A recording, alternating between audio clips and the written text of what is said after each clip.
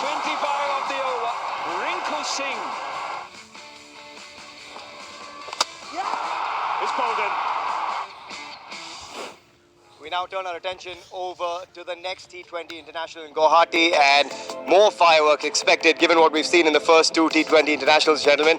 But I have to start with the man who set the tone in the second T20 International, Yashasvi Jaiswal.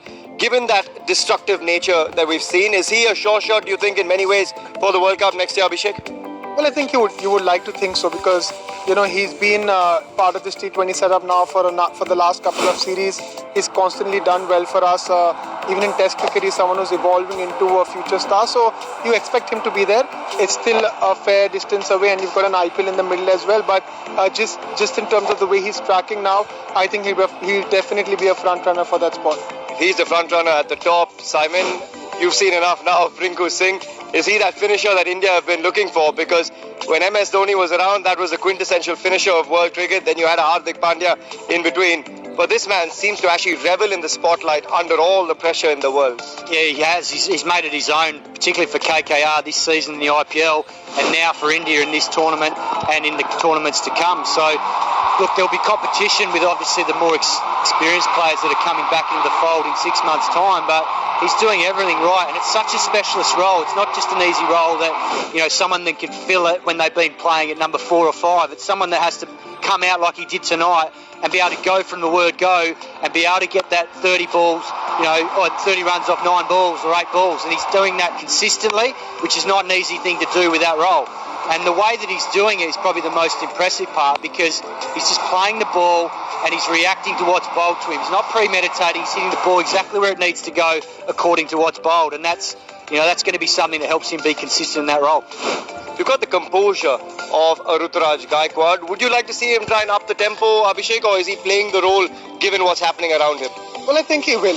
What I take out of it is the fact that when he's not been at his best and he's still been able to perform, it just tells you that when he's at his best, and we've all seen that. Of course. We've seen that with CSK, how he's had that temperament to then transition into those hundreds and big scores. So, you're going to get that with the Ruturaj Gaikwad. I'm just happy to see that in an inning where he's not been at his best, he still managed to churn those runs out for Team India, and that will give him enormous confidence going into this series.